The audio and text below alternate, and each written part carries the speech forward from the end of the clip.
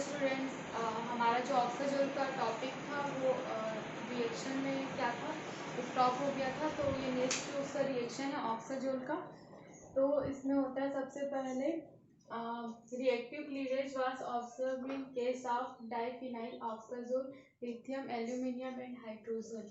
इसमें क्या होता है, जो डाइफिनाइल जो ऑक्साजोल जो रहता है उसे ऑब्जर्व करते हैं हम लिथियम एल्यूमिनियम और हाइड्रोजन के थ्रू से, और जो यहाँ पे प्रिपेयर करता है 2 बेंजील एमिनोफिनाइल ethanol.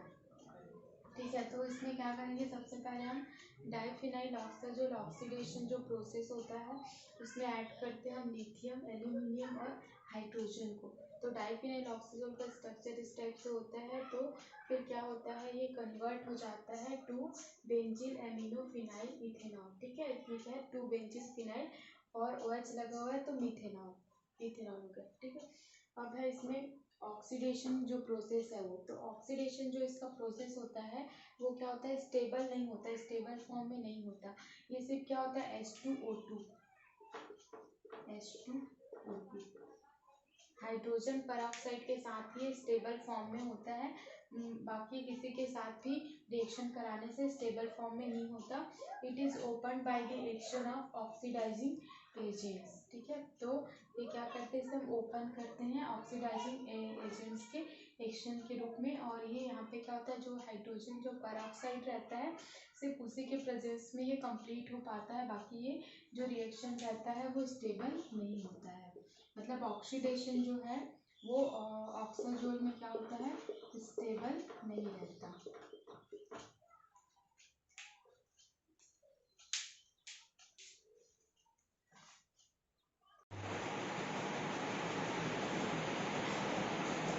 Triphenyl oxazole in present of cold potassium permanganate it forms 3 moles of benzoic acid.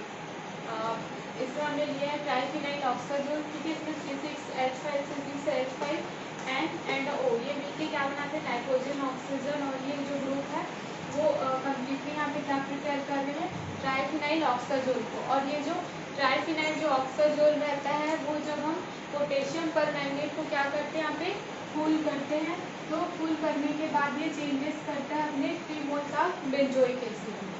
ठीक है, तो ये ट्राइफिनाइल ऑक्साजोल से चेंज हो गया यहाँ पे 3 मोल्स ऑफ बेंजोइक एसिड। अब हमारा जो टॉपिक चल रहा है वो हमारा है ऑक्साजोल का। ठीक है, तो हमने यहाँ पे ऑक्साजोल का एक डेरिवेटिव ले लिया ट्राइफिनाइल ऑक्साजोल, उसको कूल किया पोटेशियम परमैंगनेट के साथ में और प्रिपेयर कर लिया बेंजोइक एसिड। नेक्स्ट जो रिएक्शन है हमारा वो है फॉर्मेशन ऑफ क्वाटरनरी अमोनिया।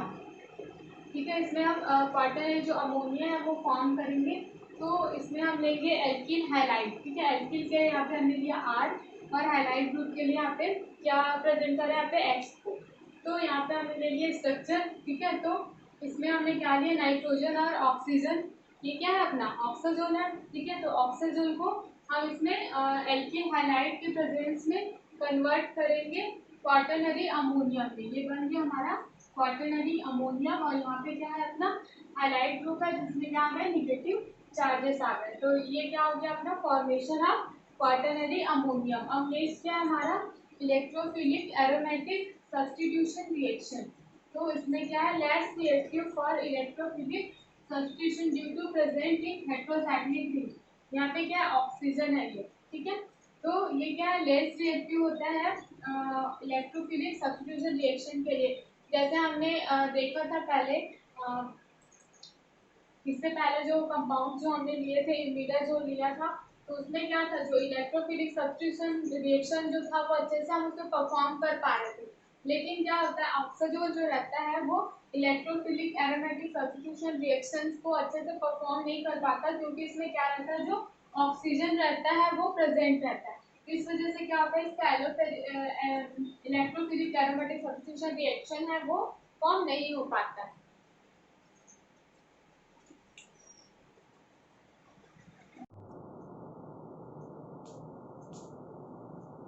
ऑक्साजोल का हमारा नेक्स्ट जो रिएक्शन है वो है हमारा इलेक्ट्रोफिलिक सब्स्टिट्यूशन रिएक्शन। ठीक है, तो इसमें हम एक ऑक्साजोल कंटेनिंग जो इलेक्ट्रॉन डोनेटिंग ग्रुप है वो हम क्या लेते हैं, यहाँ पे एग्जांपल में ले रहे हैं यहाँ पे ऑक्साजोल कंटेनिंग इलेक्ट्रॉन डोनेटिंग ग्रुप को। अब ये क्या होता है, ये डिवाइड होता है जो इलेक्ट्रॉन जो ये होता है अपना इलेक्ट्रोफिलिक एरोमेटिक सब्स्टिट्यूशन रिएक्शन, इसके अंदर आता है अपना ब्रोमिनेशन, नाइट्रेशन एंड सल्फोनेशन। ठीक है, तो हमने सबसे पहले एक ले लिया यहाँ पे ऑक्साजोल कंटेनिंग इलेक्ट्रॉन डोनेटिंग ग्रुप। हम चाहते तो सिर्फ यहाँ पे ऑक्साजोल को ले लेते सीधा, लेकिन हमने ऑक्साजोल क्यों नहीं लिया, क्योंकि इसके किसी भी एटम्स में 1 2 3 4 5 जो पोजीशन जो है उसमें क्या है, ये सूटेबल नहीं होता कहीं भी ऐड होने के लिए, जो हम नेक्स्ट जो लेने वाले हैं वो। तो इसमें एक और एक रिंग स्ट्रक्चर ले लेते हैं, ऑक्साजोल का एक डेरिवेटिव हम साथ में ले लेते हैं। नेक्स्ट हम चलते हैं ब्रोमिनेशन में। ठीक है, इसका जो फर्स्ट जो होता है वो होता है ब्रोमिनेशन। ब्रोमिनेशन क्या होता है, ब्रोमिनेशन में हमको ऐड करना होता है ब्रोमीन। जैसे आपको पता है जो भी हमने अभी तक किया है इलेक्ट्रोफिलिक सब्स्टिट्यूशन रिएक्शन को, तो हमने उसमें किया है सल्फोनेशन, ब्रोमिनेशन और नाइट्रेशन। ठीक है, तो ये तीनों प्रोसेस क्या है, इसमें कॉमन होते हैं। तो हम ऑक्साजोल का भी क्या कर रहे हैं यहाँ पे, इलेक्ट्रोफिलिक सब्स्टिट्यूशन रिएक्शन कर रहे हैं, तो इसमें भी क्या कॉमन होगा, अपना ब्रोमिनेशन कॉमन होगा, सल्फोनेशन कॉमन होगा और क्या, नाइट्रेशन कॉमन होगा। तो धीरे धीरे इसमें क्या होगा हमको पता होना चाहिए। जैसे ब्रोमिनेशन है, तो ब्रोमिनेशन में क्या होता है, अपना ब्रोमीन जो कंपाउंड होता है वो इसके 5th पोजीशन पे क्या होता है, ऐड हो जाता है। इसमें ये सुटेबल होता है, ये इसके 5th पोजीशन में ब्रोमीन ऐड होके क्या करता है, ब्रोमिनेशन रिएक्शन कंप्लीट करता है।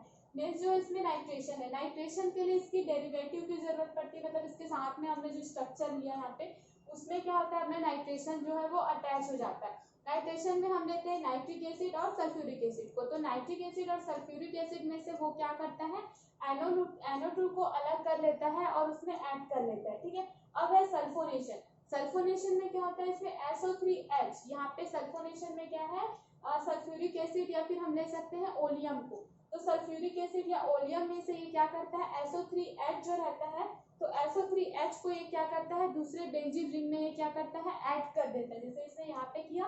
ठीक है, तो सल्फोनेशन में क्या करता है, SO3H को ये ऐड कर देता है और अपना सल्फोनेशन रिएक्शन को कंप्लीट करता है। तो ये क्या हो गया, इलेक्ट्रोफिलिक एरोमेटिक सब्स्टिट्यूशन रिएक्शन, जिसमें हमने लिया है ऑक्साजोल और ऑक्साजोल के साथ एक कंटेनिंग क्या लिया, ऑक्साजोल डेरिवेटिव हमने लिया। इसमें हमने bromination, nitration and sulphonation process कराया और ये तीनों प्रोसेस कंप्लीट होने के बाद अपना क्या हो गया, इलेक्ट्रोफिलिक सब्स्टिट्यूशन जो रिएक्शन है वो हमारा कंप्लीट हो गया।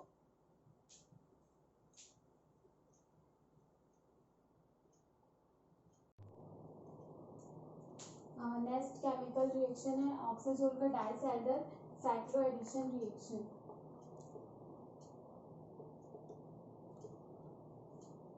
Disalder cycloaddition reaction is a disalder cycloaddition of oxazole conjugated dienes and diphilic produce pyridine derivatives।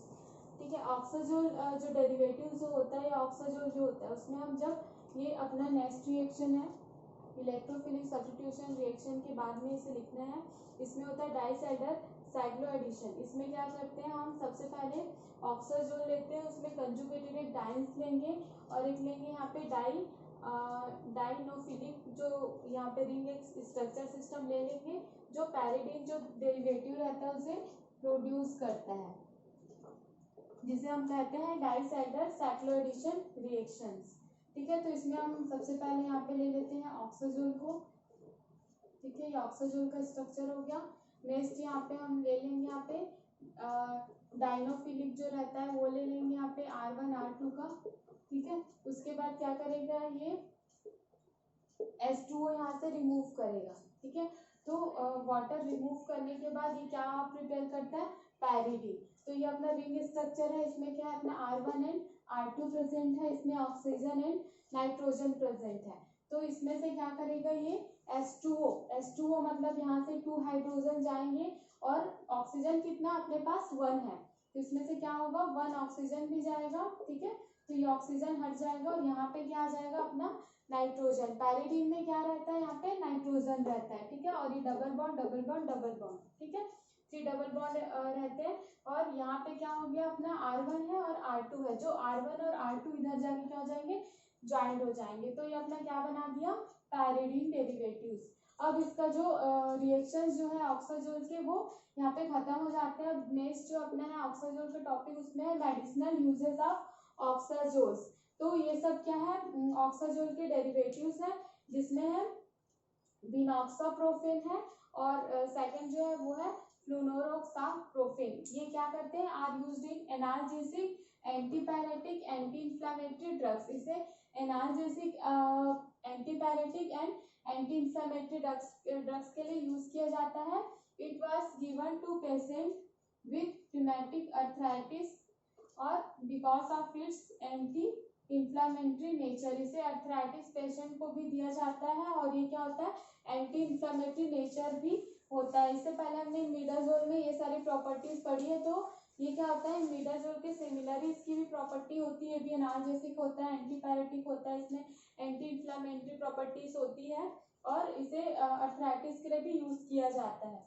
फिर है इसमें ट्राइमेथाडायोफिन एंड ये क्या अपना पैरामेथाडायोन, ठीक है। इसमें भी ये अपना क्या है, ऑक्साजोल डेरिवेटिव्स है, are used as anti epileptic drugs, ठीक है, एंटी एपिलेप्टिक ड्रग्स के लिए भी यूज करते हैं।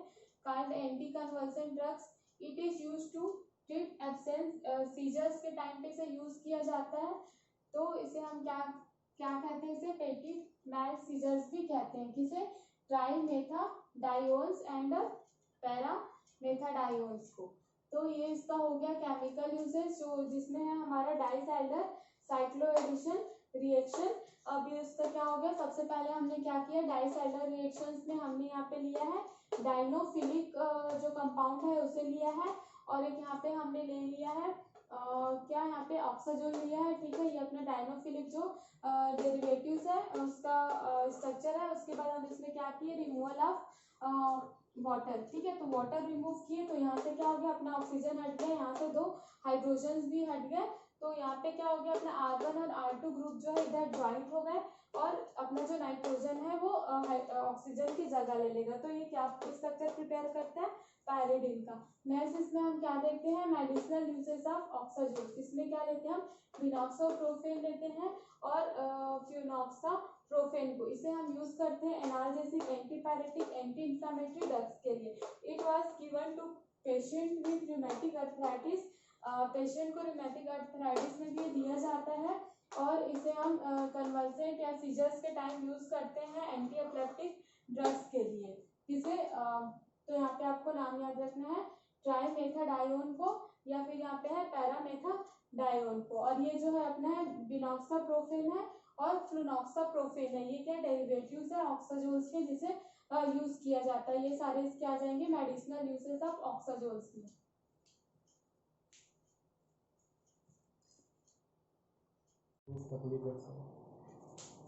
Oxazole derivatives,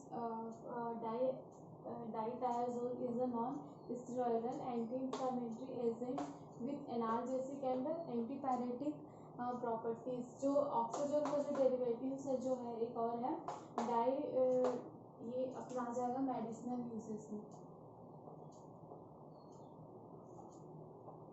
ठीक है। मेडिसिनल यूजेस देख रहे थे, तो नेक्स्ट जो है इसका यूजेस बता रहे हैं। तो इसका यूजेस में क्या, आपको ड्रग्स नेम पहले तो याद करने हैं। जैसे इससे पहले जो मैंने 2-3 ड्रग्स जो बताए थे, उस ड्रग्स के अंदर आपको डील करना है कि उसके अंदर क्या प्रॉपर्टीज होती है।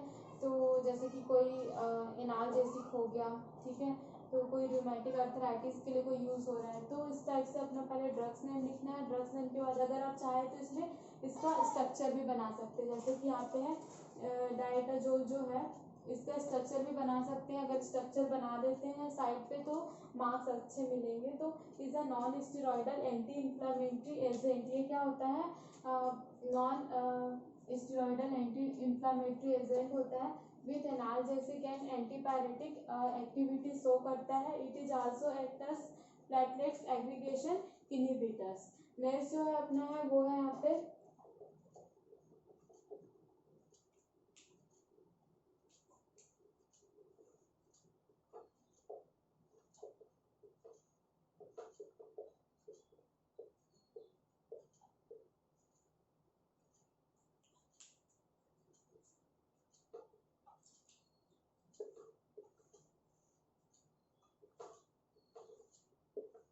नेक्स्ट जो अपना ड्रग्स है वो किस में यूज हो रहा है, यहाँ पे डायबिटीज एंड कार्डियोवैस्कुलर डिसीज के लिए हम इसे यूज कर रहे हैं, जो कि किसके अंदर है, ऑक्साजोल का ही डेरिवेटिव्स है। It act by binding to both PPAR alpha and PPAR gamma. ठीक है, ये क्या करता है, बाइंड करता है जो यहाँ पे अपना जो PPAR अल्फा जो है और PPAR जो गामा जो रिसेप्टर्स रहते हैं उन्हें ये बाइंड करके शो करता है। डायबिटीज एंड कार्डियोवैस्कुलर डिसीज के लिए ये यूजफुल होता है। And decrease plasma level of glucose, ये क्या करता है, प्लाज्मा लेवल ऑफ ग्लूकोज को भी क्या करता है, डिक्रीज करता है। और इंक्रीज करता है HDL जो लेवल होता है, ये सबसे पहले क्या करता है, यहाँ पे जो प्लाज्मा लेवल को डिक्रीज करता है और HDL लेवल को ये इंक्रीज करने में यूजफुल होता है। तो हमने इसके क्या देखे, ऑक्साजोल के 3 से 4 हमने यहाँ पे क्या डिस्कस किया, यहाँ पे ड्रग्स नेम। तो ड्रग्स नेम के अंदर जैसे कि डायटाजोल है, तो ये क्या होता है अपना एनाल्जेसिक होता है, एंटीपैरेटिक होता है। साइड में हम डायटाजोल का स्ट्रक्चर भी शो कर सकते हैं। फिर नेक्स्ट जो अपना ड्रग्स जो है वो डायबिटीज और कार्डियोवैस्कुलर डिसीज के लिए यूज करता है, जो क्या करता है, पैरा अल्फा और पैरा गामा रिसेप्टर जो रहता है उसे ब्लॉक करके एक्टिविटी शो कराता है। और नेक्स्ट जो है अपना सॉरी यही जो अपना ड्रग्स जो है वो क्या करता है, प्लाज्मा लेवल को डिक्रीज करके HDL लेवल को इंक्रीज करता है। बस इसमें यही याद रखना है, ऊपर में ये सब इम्पोर्टेंट है और साइड में इसके स्ट्रक्चर्स ड्रॉ करने हैं।